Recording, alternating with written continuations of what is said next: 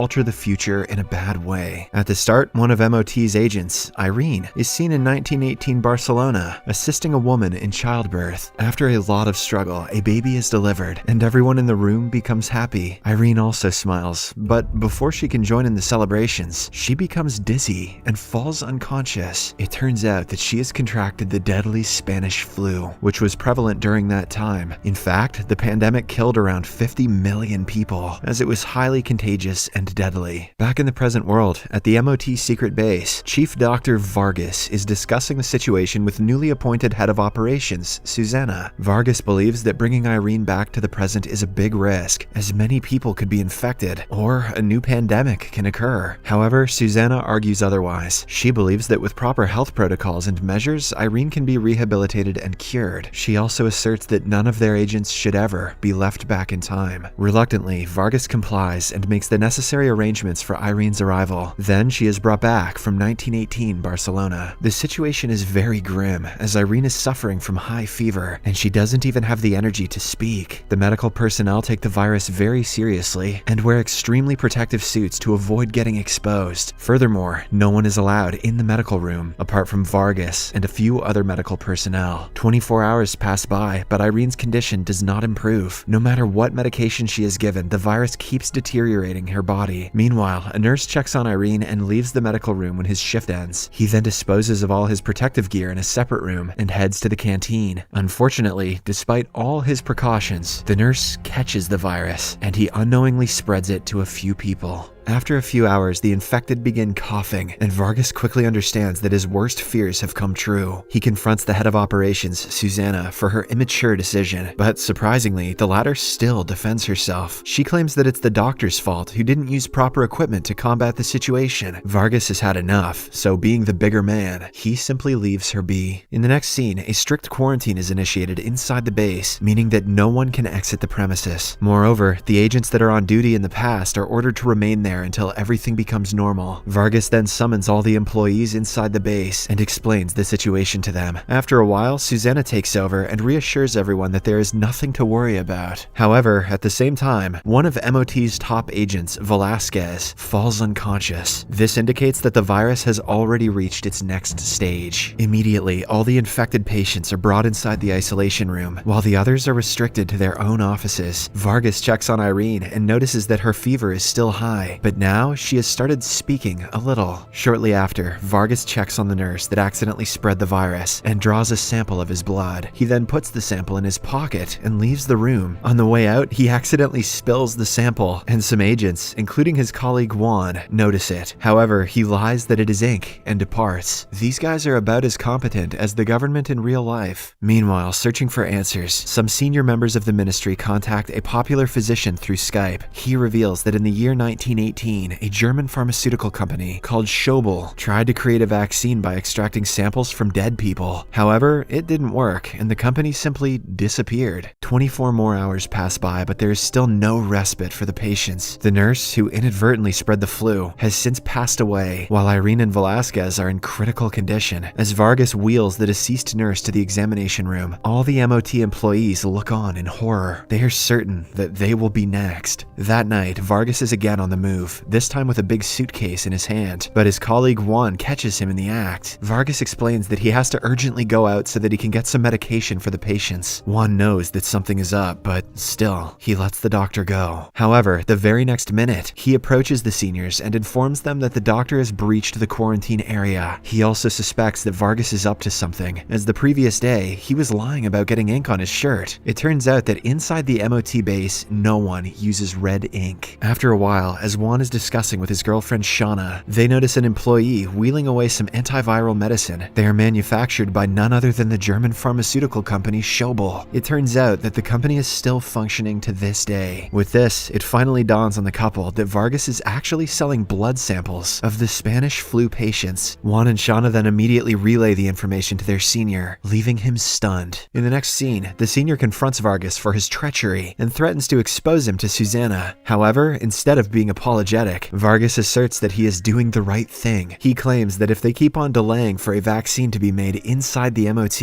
a lot of people will succumb to the virus. So, the best thing to do is hand out samples to Schobel, who already have years of research under their belt. In return, they are providing tons of medical supplies for free. Vargas reveals that he is also getting paid handsomely. Hearing all this, the senior is somewhat convinced, but he still believes that Schobel may use the virus samples for their economic benefit. Perhaps they will create a vaccine and then release the virus in public, which will cause a bigger pandemic and endanger the lives of millions of people. Vargas replies that it is possible, and hence, they decide to stop the samples from reaching the Schobel headquarters in Munich. For the mission, Juan and Shauna are dispatched. They exit the MOT base and wriggle their way inside a nearby building, where Vargas apparently conducted his secret meetings. After this, they slowly approach the medical room. On the way, they are forced to fight and take down some guards. At last, Juan and Shauna reach the medical room and find the virus samples. Surprisingly, they also find some vaccines that were already manufactured by Schobel. The following day, inside the MOT medical room, Vargas injects the vaccine to all the patients, and in a matter of days, they start feeling better. Velasquez is over the moon to get a second chance at life, while Irene is happy that she can finally work now. In this way, a danger is nearly averted, and after 38 days of strict measures, the quarantine is finally lifted. The agents who were trapped in the past also return to their present time. That episode was about as scientifically accurate as a speech from Donald Trump. A few days later, the top agents of the group are having a meeting about an urgent matter. At first, Chief Fernando talks about the University of Spain and its importance to the country. Then, Fernando points out that in the year 1924, a drama play titled Don Juan Tenorio was made, which included several up-and-coming prominent stars. The cover of the drama was made by iconic artist Salvador Dali. However, in the painting, there is a surprising element: a modern tablet. This is a blatant breach of the laws of MOT,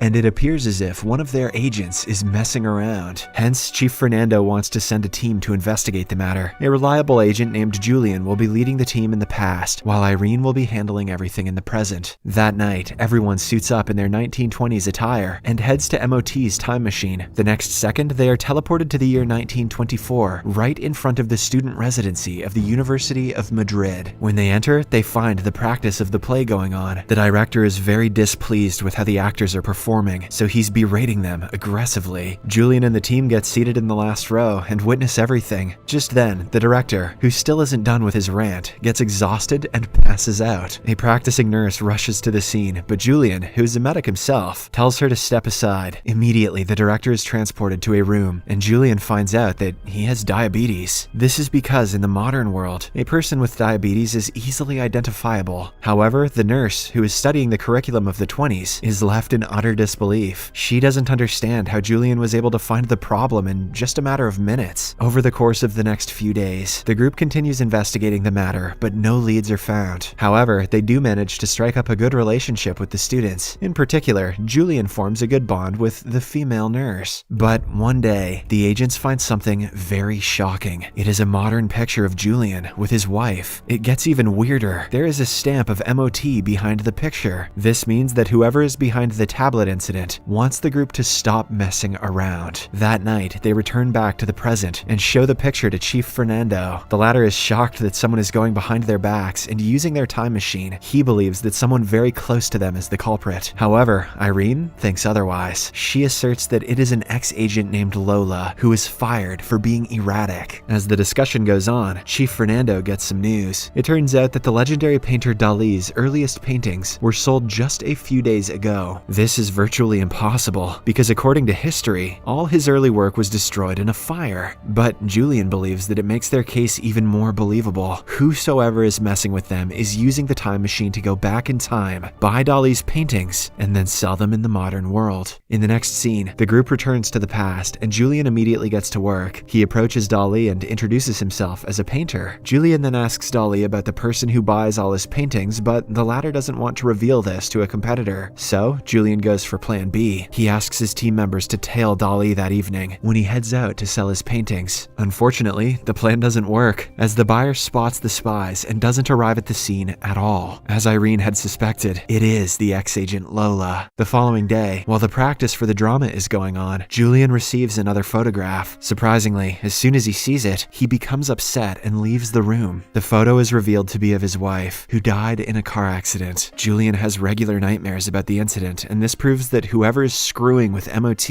knows Julian pretty well. That evening, as the group is planning their next move, one of the agents gets a text from Lola. She wants to meet for a private conversation at the church. Wasting no time, the agent reaches the location and finds Lola there. Finally, Lola reveals that she is selling Dolly's paintings in the present because they are worth a fortune, obviously. She also admits that she mistakenly left her tablet in his room, which was the root of the whole incident. Saying this, she prepares to leave, but at the same time, Julian arrives and arrests her. Lola is disgusted that she was betrayed, but she cannot complain much for all the problems that she has caused. Later, the group returns to the present and Chief Fernando congratulates them on capturing the rogue ex-agent. They then discuss what to do with her, and Julian suggests locking her up for the rest of her life. The next day, the group returns to 1924 for one last time, so that they can bid a proper farewell to their newly made friends. They lie that they are getting transferred to a new university in a different country. This is an important part of time travel, because if someone disappears without a trace, people will start asking questions, and a chain of reactions may be initiated. Yeah, but nothing else that they've done will cause any problems. In the final scene, Julian uses the time machine to do something illegal. For years, he has been haunted by the death of his wife, so he wants to alter the timeline and save her. On that fateful day, she was struck by a car while jogging, so Julian decides to drive his own car and get in the way between them. The plan works, and she appears to be safe. However, due to the collision, another car, which was driving at high speed, swerves from its path and strikes Julian's wife. She dies on the spot, and along with her, the person inside the previous car also dies. This proves that one simply cannot change the timeline. The show ends as Julian watches his lifeless wife being carried away by his former self. A little darkness for you for the holiday season.